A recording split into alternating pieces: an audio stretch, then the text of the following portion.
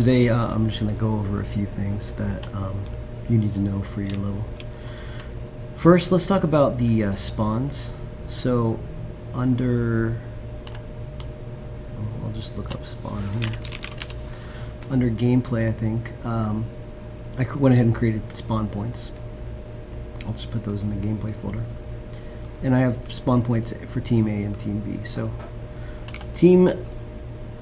my Team A spawns are actually my Team Beta, which is dumb. I should have switched that, but whatever. And you'll see that there'll be something right here that says check.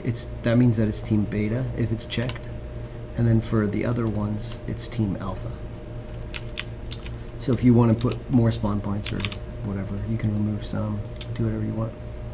One thing I like to do is take the spawn points, lift them up, hit end on the keyboard, and it'll actually stick them right on top of your landscape. So you can do that to both teams. And I recommend putting them in folders too. It does make it a little easier. There's also a spawn protected zone. So a spawn protected zone, you don't want to have this go on any of your flag points. I know a couple of you did for your control points. So make sure your spawn protected zone, if you even want one, is only where that team spawns. Now, if this is Team Beta, this should be checked, so that when Team Alpha comes in here, they won't be able to go there. And then I put one over here for Team Alpha, which is unchecked. I also stuck two over here, so that if either team walks off the map, here, here, here, or here, then they will also be told to leave or they will die. You can also use what's called a blocking volume, and you can find that over here in your place actors. Just look up blocking volume. And those are just invisible walls, so that the player cannot get on that ledge. It will just be an invisible block that they cannot cross. And this is, I also put one on top of the map so that they can't fly up to the higher mountains.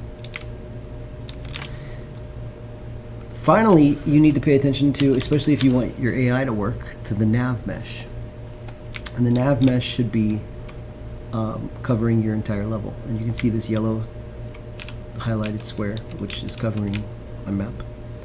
And this is going to be where your AI is going to be able to compute where they can walk. And if you hit P on your keyboard, it'll tell you where they can walk. Now you can see they can walk on top of the blocking volume, but they'll never get there. So let's ignore that.